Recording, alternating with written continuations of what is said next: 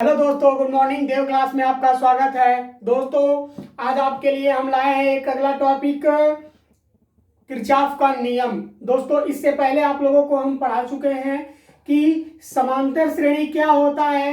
दोस्तों, उसके बाद आपको पढ़ाए थे वैद्युत सेल, वैद्युत वाहक बल क्या होता है, वैद्युत टर्मिनल क्या होता है, ये टर्मिनल वोल्टता, विद्युत वाहक बल, ये सब बता दिए हैं। दोस्तों, यदि आप इस टॉपिक को नहीं पढ़ पाए हैं या नहीं देख पाए हैं तो आप हमारे प्लेलिस्ट में जाकर के इस वीडियो को देख लीजिए, वहां पर ये वीडियो पड़ा हुआ है। ठीक है दोस्तों, आज का टॉपिक आपका रहेगा किरचॉफ का नियम। किरचॉफ क्या बताए थे दोस्तों?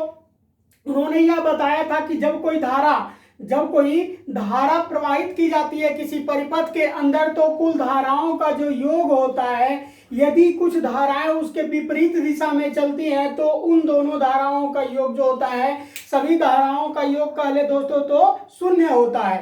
ठीक है, चाहे वो अंदर की तरफ धारा प्रवाहित हो रही हो या फिर बाहर की तरफ। ठीक है दोस्तों, तो आइए हम टॉपिक पर चलेंगे, आखिर किरचॉफ के नियम क्या है। ठीक है, तो आइए टॉपिक पर चलते हैं।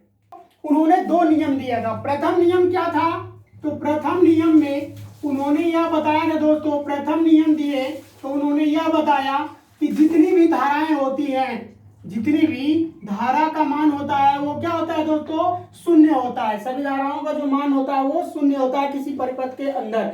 आखिर ये कब शून्य होता है, इसको अभी आपको हम डिफाइन करके बताएंगे, फिगर के द्वारा बताएंगे दोस्तों। इसका ग्राफ खींच करके आपको ग्राफ के द्वारा समझाएंगे। ठीक है, तो उसके बाद द्वितीय नियम के अंतर्गत उन्होंने यह बताया था दोस्तों कि द्वितीय नियम में जो विद्युत वाहक बल होता है वो विद्युत वाहक बल धारा के योग के बराबर होता है। ठीक है दोस्तों, उसमें ये चीज जो होता है आपका summation I equal to summation I R. ठीक है दोस्तों, समेशन क्या होता है? आई आर होता है। क्योंकि यहां पर यदि हम मान लेते हैं दोस्तों कि समेशन आई आर के बारे में, तो रेजिस्टेंस होता है, ये आर जो होता है वो रेजिस्टेंस होता है दोस्तों, यानी सभी धाराओं में प्रतिरोध लगा होता है। यदि प्रतिरोध के हम बारे में बात करते हैं तो यहाँ पर आई इंटू आर होता है। क्यों? क्योंकि प्रतिरोध जितने भी लगे होते हैं उसमें सारी धाराएं एक समान रूप से क्या होती हैं? बहती है। कुछ धाराएं जो होती है दोस्तों वो पदार्थ से बाहर की तरफ आती है और कुछ अंदर की तरफ जाती हैं। आई बात समझ में? तो इन्हीं के बीच उन्होंने निम्न प्रकार के संबंध निकाले थे और द्वितीय नियम और प्रथम नियम दिए थे। ठीक है, तो प्रथम हम नियम देखेंगे पहले दोस्तों। प्रथम नियम क्या है देखिए। अब इन्होंने प्रथम नियम के अनुसार क्या बताया था दोस्तों? ये प्रथम नियम दिया तो उन्होंने यह बताया कि किसी दिष्ट धारा, यानी कि सॉरी दोस्तों, नियम है, प्रथम नियम है। और प्रथम नियम में उन्होंने यह बताया दोस्तों कि किसी दिष्ट धारा वैद्युत परिपथ की किसी संधि पर मिलने वाली समस्त धाराओं का बीजगणितीय योग शून्य होता है। अब दोस्तों आप कहोगे कि सर दिष्ट धारा क्या है? डायरेक्ट डीसी, जिसको हम लोग कहते हैं डायरेक्ट करंट, दिष्ट धारा। ठीक है दोस्तों, जब किसी परिपथ के अंदर धारा का प्रवाह किया जाता है तो वह धारा का प्रवाह जब किया जाता है दोस्तों, तो ये सभी धाराएं जो होती हैं वो किसी एक बिंदु पर जाकर के मिलती हैं। क्या होती है दोस्तों? किसी एक बिंदु पर जाकर के मिलती हैं। तो वहां पर सभी धाराओं का जो मान होता है वो क्या होता है? सभी धाराओं का मान जो होता है दोस्तों वो उसका बीजगणितीय योग के क्या होता है? बराबर या शून्य होता है। अर्थात कह सकते हैं दोस्तों summation I equal to zero. अब summation I equal to zero के बारे में अगर हम बात कर लेते हैं दोस्तों, तो summation I equal to zero आखिर है कैसे? आई बात समझ में? इसमें हम लिखे हैं यहाँ पर, देखिए सारे ये परिपथ हैं, I1, I2, I3, I4 और I5। तो इसमें ध्यान दीजिए दोस्तों कि कुछ धाराएं जो हैं वो बिंदु O की तरफ जा रही है। क्या कर रही है? बिंदु O की तरफ जा रही है, तथा कुछ धाराएं जो हैं वो बाहर की तरफ आ रही है। यानी कहने का मतलब यह है कि कुछ अंदर की तरफ जा रही है और कुछ बाहर की तरफ निकल रही है उसमें से। आई बात समझ में? तो कुछ अंदर की तरफ जा रही है और कुछ बाहर की तरफ आ रही है। तो उसके लिए दोस्तों हम इसका एडिशन कर लेते हैं, अर्थात इसका मान रखेंगे। तब नोट कर लीजिए आप लोग दोस्तों, चालक तार चूंकि चालक तार I1, I2, I3, I4 और I5 है। ठीक है दोस्तों, तथा चालक तार की जो संधि है वो क्या है, इसलिए चालक तार की संधि, अब चालक तार की जो संधि होगी वो क्या हो जाएगी दोस्तों, शून्य होगी। शून्य कैसे होगा, आइए देखते हैं। अब यहां पर यदि सभी धाराओं को हम एडिशन करते हैं, जोड़ते हैं, कहने का मतलब यह है कि ये जो I1 धारा है, I2 धारा है और I3 धारा है, उसके बाद I4 और I5 आपको दिखाई दे रहे हैं, लेकिन यहां पर तीन धाराएं जो है वो बिंदुओं की तरफ जा रही है। फिर देख रहे हैं आप कि तीन धाराएं तो बिंदुओं की तरफ जा रही है, लेकिन दो धारा क्या हो रही है, बाहर की तरफ निकल रही है। अर्थात पहले इन तीनों को हम नोट करेंगे जो धनात्मक है, अर्थात जो बिंदु O की तरफ जा रही है। तो ये क्या हो जाएगा दोस्तों, आपका ये हो जाएगा देन, सॉरी दोस्तों चल नहीं रहा मार्कर, देन तब ये हो जाएगा I1 को नोट कर लिया जाए, प्लस I2 को नोट कर लिया जाए, प्लस I3 को नोट कर लिया जाए। I1, I2 और I3 हो गया। दोस्तों ये तो बिंदुओं की तरफ जा रही है जो धाराएं, वो धनात्मक रूप में कार्य कर रही है, ठीक है। लेकिन जो इनसे विपरीत दिशा में बाहर की तरफ निकल रही है धाराएं, वो आपकी क्या है, I4 और I5 है। तो ये दोनों धाराएं क्या होंगी, माइनस होगी, अर्थात ऋणात्मक रूप में लिखी जाएंगी। तो इनको हम कर लेते हैं minus I4 minus I5 is equal to आपका क्या है, यहाँ पर जीरो है, इजिकल टू यहाँ पर हम जीरो कर दिए। आई बात समझ में। अब यहाँ पर यदि हम I इजिकल टू जीरो कर दिए दोस्तों, तो इन दोनों मानों को हम धनात्मक रूप में बनाने के लिए क्या कर सकते हैं, धनात्मक रूप में इसे बनाने के लिए इसका हम पक्षांतर कर देते हैं। तब ये हो जाएगा आपका I1 plus I2 plus I3 equal to I4 plus I5 हो जाएगा। ठीक है दोस्तों, क्या हो जाएगा, I1 I2 I3 equal to क्या हो जाएगा, I4 और I5 हो जाएगा। ठीक है दोस्तों, जब इसका हम पक्षांतर करेंगे तो ये दोनों धाराएं भी क्या हो जाएंगी, धनात्मक हो जाएंगे। इनके चिन्ह क्या हो जाएंगे दोस्तों, धनात्मक हो जाएंगे। अर्थात इसे कह सकते हैं, अर्थात इसे हम क्या कह सकते हैं दोस्तों, इसे हम किरचॉफ का धारा नियम के नाम से भी जानते हैं। किरचॉफ ने इसे धारा का नियम भी बताया था। ठीक है दोस्तों, किरचॉफ क्या किए थे, इसे धारा का नियम भी बताए थे, या बताए थे। ठीक है दोस्तों, अब हम बात करेंगे, तो ये तो हो गया आपका प्रथम नियम। अब द्वितीय नियम के बारे में बात करेंगे। ठीक है दोस्तों, द्वितीय नियम क्या बताए थे, वो आंतरिक प्रतिरोध के बारे में बताए थे। आंतरिक प्रतिरोध के बारे में बताए थे दोस्तों, यदि आंतरिक रूप में प्रतिरोध लगा हुआ और उसमें धारा जब प्रवाहित की जाती है तो वहां पर विद्युत वाहक बल का क्या प्रभाव पड़ता है। ठीक है, तो आप इसका स्क्रीनशॉट कर लीजिए या फिर आप नोट कर लीजिए वीडियो रोक करके, फिर हम दूसरा नियम आपको बताएंगे। ठीक है दोस्तों, नोट कर लीजिए आप। ठीक है दोस्तों, अब यहाँ पर हम देखिए बता रहे हैं आपको द्वितीय नियम के बारे में। द्वितीय नियम में दोस्तों एक बंद पास के अंदर तीन प्रतिरोध को जोड़ा गया है, R1, R2 और R3। ठीक है दोस्तों, इसमें बिंदु क्या है आपका, A, B, C, D, E और F। ठीक है दोस्तों, इन छहों बिंदुओं से आपके प्रतिरोध और विद्युत वाहक बल अर्थात बैटरी जुड़ा हुआ है। ठीक है दोस्तों, जब यहां से धारा प्रवाहित की जाती है तो प्रतिरोधों के ऊपर क्या प्रभाव पड़ता है। ठीक है, प्रतिरोधों के ऊपर क्या प्रभाव पड़ता है, अर्थात जो विद्युत वाहक बल का मान होता है वो धारा और प्रतिरोध के योग के बराबर होता है। ठीक है दोस्तों, क्या होता है कि summation E equal to summation I into R होता है। यही चीज हमको प्रूफ करके लाना है कि आखिर ये इतना होता कैसे है। आई बात समझिए।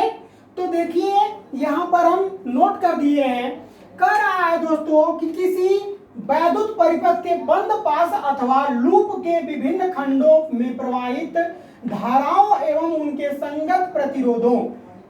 अब यहां तक आपको हम ब्रेक करते हैं दोस्तों। कह रहा है कि यह एक बंद पास है। कहने का मतलब यह है कि चारों तरफ से यह घिरा हुआ है, एक दूसरे से जुड़ा हुआ है।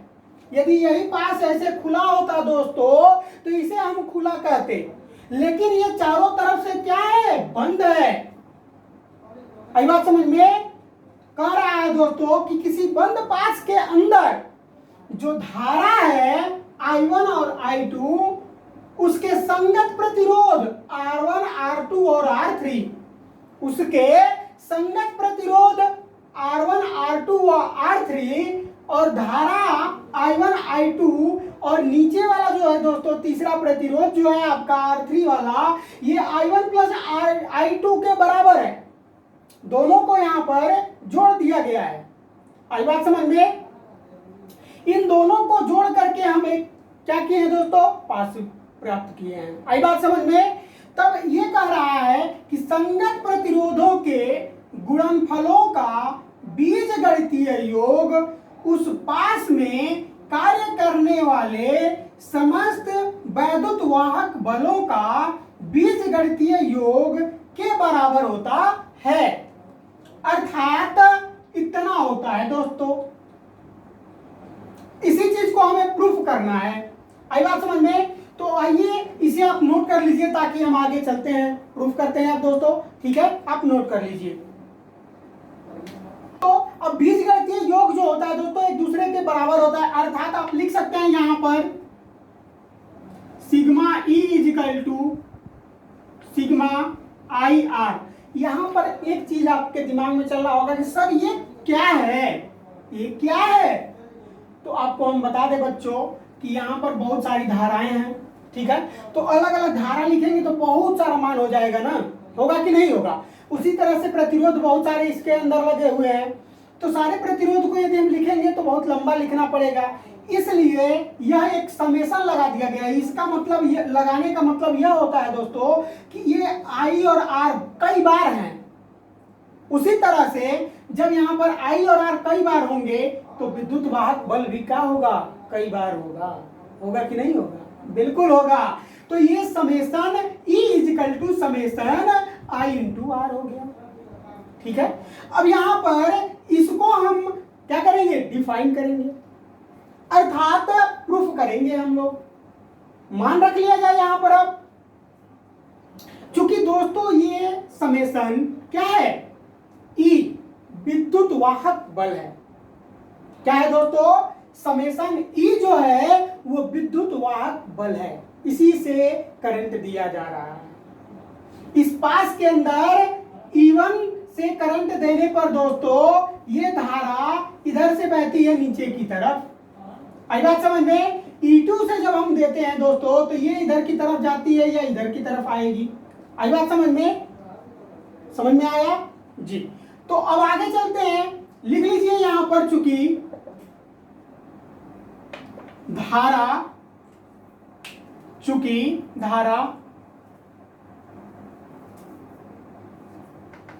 अब दोस्तों यहां पर देख लेते हैं। चूंकि धारा, नोट कर लीजिए, IR1 माइनस I2R2। अब ये कैसे हुआ? आप पूछोगे कि सर ये किस कंडीशन में हुआ? तो दोस्तों अभी हम पढ़े हैं कि संगत धारा और प्रतिरोध, सॉरी दोस्तों, धारा बंद पास के अंदर धारा प्रवाहित हो रही है और उसके संगत प्रतिरोध भी लगे हुए हैं। तो I1 और R1, I2 और R2 ले लिए। ठीक है दोस्तों, अब यहां पर आगे चलते हैं। चूंकि एक ट्रिक आपको हम बता दें, देखिए इधर दोस्तों, ये इस बात पर आप ध्यान दीजिएगा, यदि एक ही दिशा में दोनों धाराएं बहती हैं, एक ही दिशा में यदि धाराएं बहती है, इधर से आती है और इधर चली जाती है, यदि एक ही दिशा में ये दोनों धारा बहती है दोस्तों, तब धारा का मान क्या होगा, धनात्मक होगा। यदि दोनों धाराएं एक दूसरे के विपरीत बहती हैं, इसका मान क्या होगा? ऋणात्मक होगा। यदि दोनों धाराएं एक दूसरे को किसी बिंदु पर टकराती हैं या काटती हैं, तो भी मान आपका क्या होगा? ऋणात्मक होगा।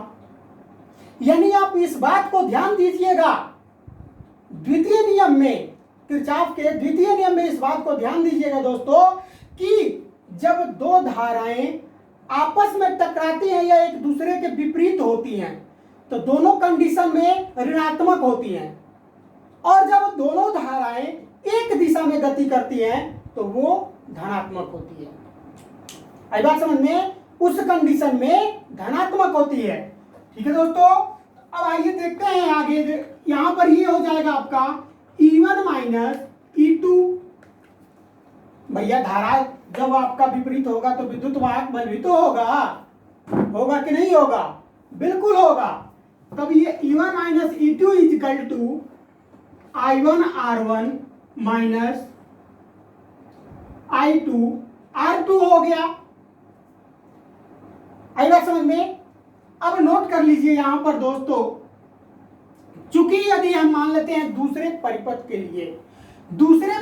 लिए अब हम निकालेंगे इस वाले के लिए, अर्थात R3 I1 प्लस I2 और R3 के लिए निकालेंगे। ठीक है, तो दूसरे परिपथ के लिए ये तो आपका एक हो गया मान, यहां से दूसरे परिपथ के लिए निकाल दिया जाए दोस्तों।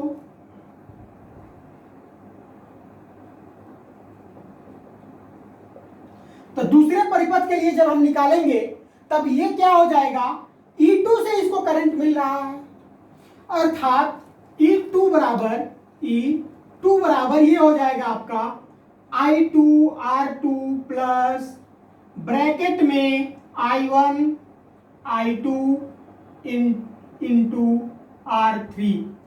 अब कहोगे कि सर जी ये कैसे हो गया? दोस्तों आपको हम बता दें कि वैसे ही हुआ जैसे होना चाहिए। आई बात समझ में? कैसे हुआ? आपका क्वेश्चन है कि कैसे हुआ, तो हमारा आंसर है कि वैसे ही हुआ जैसे हुआ है, जैसे होना चाहिए। आइए देख लेते हैं कैसे हुआ भाई। देखिए, ये जो विद्युत वाहक बल E2 है वो किससे जुड़ा हुआ है? R3 से जुड़ा हुआ है। जुड़ा हुआ है कि नहीं जुड़ा हुआ है? बिल्कुल जुड़ा हुआ है भैया। तो E2 से जब इसको करंट दिया जाएगा, कहां जाएगा? ये इधर की तरफ बहेगा, अर्थात इसके संगत धारा और संगत प्रतिरोध क्या हो जाएंगे? I1 I2 और R3 हो जाएगा। वही काम यहां पर किया गया है। तो E2 is equal to I2 R2, I2 और R2 प्लस जब हम F और E के बीच निकालते हैं तो I1 I2 इंटू R3 है। हो गया दोस्तों? कंफ्यूजन आपका दूर हुआ कि नहीं हुआ? हुआ कि नहीं हुआ? बिल्कुल हो गया। ठीक है दोस्तों, तो ये रहा किरचॉफ का द्वितीय नियम। ठीक है, किरचॉफ का द्वितीय नियम हो गया दोस्तों। इस नियम को किरचॉफ क्या बोले थे? इस नियम को वोल्टेज का नियम कहते हैं। वोल्टेज का नियम कहते हैं। ठीक है दोस्तों, क्या कहते हैं? वोल्टेज के नियम के नाम से भी इसे जानते हैं। ठीक है, तो दोस्तों यदि ये वीडियो आपको पसंद आया है तो इस वीडियो को लाइक करें। हमारे चैनल को सब्सक्राइब अभी तक नहीं किए हैं तो चैनल को सब्सक्राइब कर बेल आइकन का घंटी का बटन दबा दीजिए ताकि आने वाला वीडियो आपके पास जल्दी पहुंच जाए। दोस्तों आपका कंटिन्यू हम क्लास लेते हैं, आपको केमिस्ट्री भी पढ़ाते हैं, फिजिक्स भी पढ़ाते हैं। लास्ट टॉपिक फिजिक्स का 3rd चैप्टर का लास्ट टॉपिक ये चल रहा है दोस्तों। 2 टॉपिक और बचा हुआ है। आप वीडियो के अंत तक और कंटिन्यू वीडियो देखते रहिए। धन्यवाद।